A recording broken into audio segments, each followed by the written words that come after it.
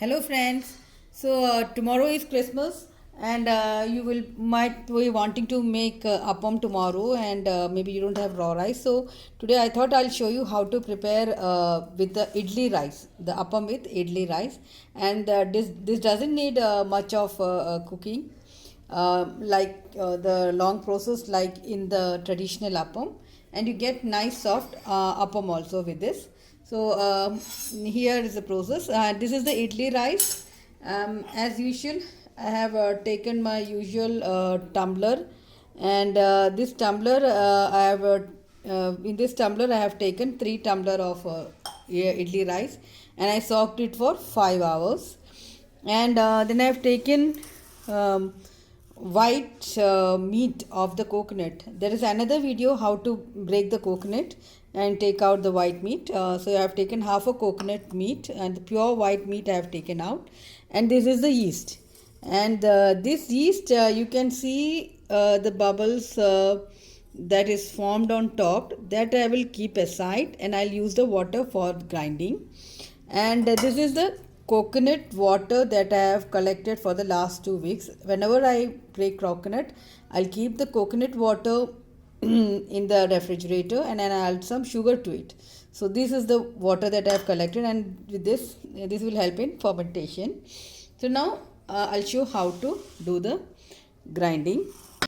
Try not to add water as much as possible. Try to grind with the yeast and the coconut water. So this much I have added. I'll add a little coconut also with this.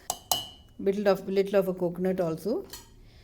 I'll use the coconut water. I have extra in the refrigerator. See, this is little slimy kind of thing, so that is what we want. Yeast, I'll not take the lather there, the bubbles there. I'll just take the water. Okay. So this I had put some small teaspoon of 50 one.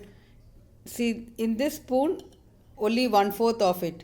That much of yeast I had put in lukewarm water, and some sugar also, and keep it on top of the stove that you have cooked.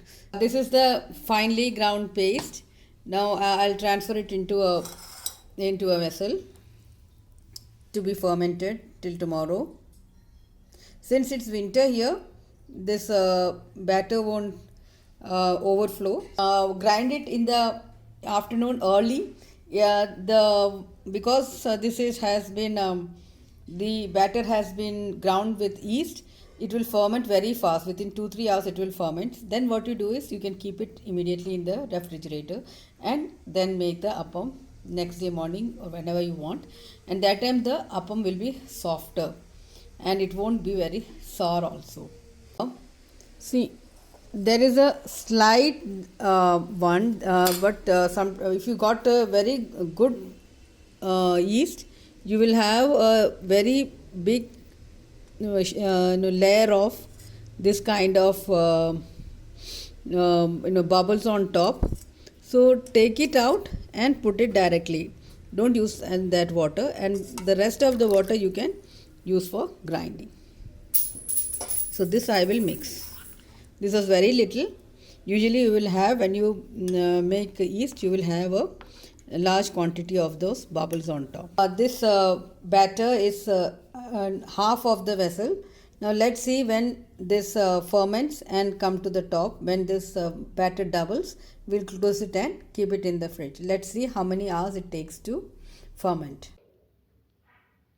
See, now the appam batter has fermented. See, it has come up, it has become fluffy, though it has not doubled. So we need only this much fermentation. Otherwise, it will become too soft, and there will be too much. It will be too much porous, and the fermentation will break. So we don't want that thing to happen. So this is enough. So now I'm going to refrigerate it. This took around 4 to 5 hours. because it's winter here. Sometimes it happens even faster.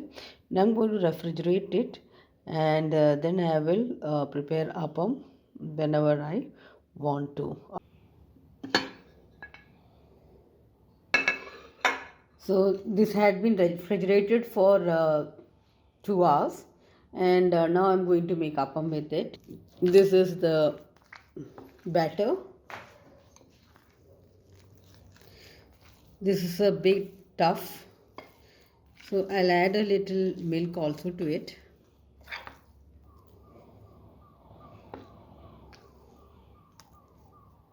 And I'll add some milk also. Now I'll add salt and some sugar. Okay, now we'll prepare the appam.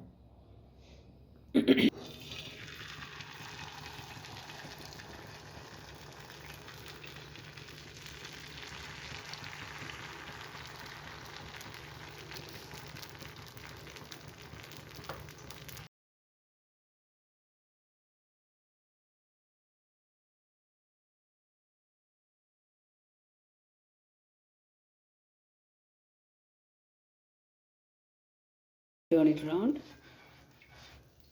So if you want more holes to come, let it ferment for, let me keep it outside for a little more time before cooking it, before making the appam.